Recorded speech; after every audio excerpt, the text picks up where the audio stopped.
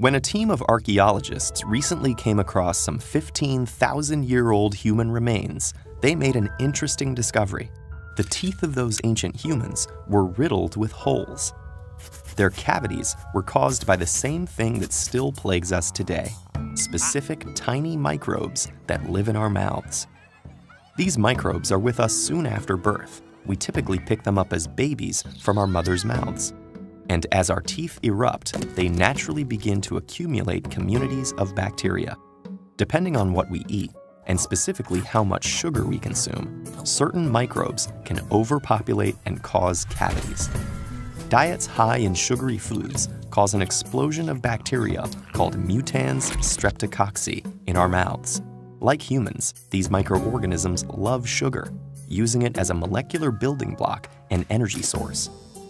As they consume it, the bacteria generate byproducts in the form of acids, such as lactic acid.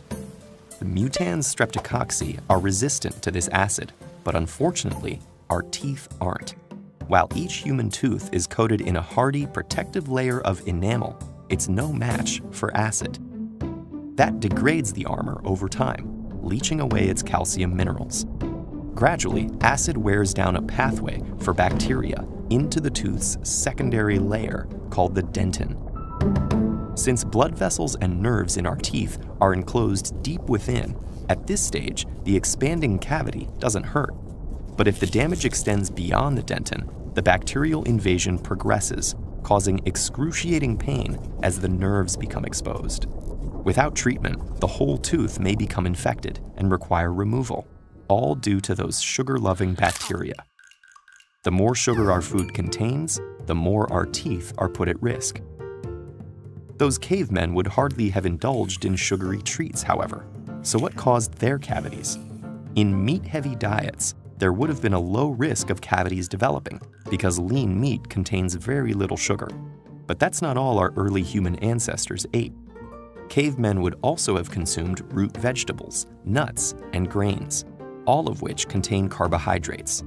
When exposed to enzymes in the saliva, carbohydrates get broken down into simpler sugars, which can become the fodder for those ravenous mouth bacteria.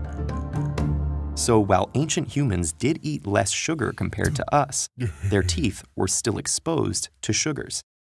That doesn't mean they were unable to treat their cavities, though. Archaeological remains show that about 14,000 years ago, humans were already using sharpened flint to remove bits of rotten teeth.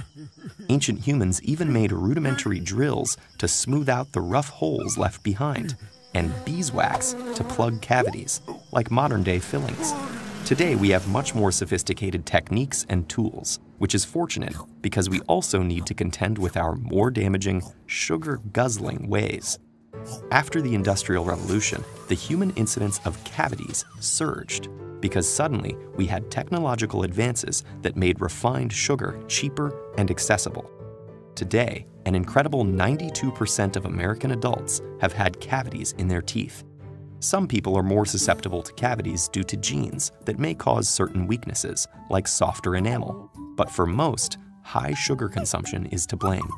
However, we have developed other ways of minimizing cavities besides reducing our intake of sugar and starch. In most toothpastes and many water supplies, we use tiny amounts of fluoride. That strengthens teeth and encourages the growth of enamel crystals that build up a tooth's defenses against acid.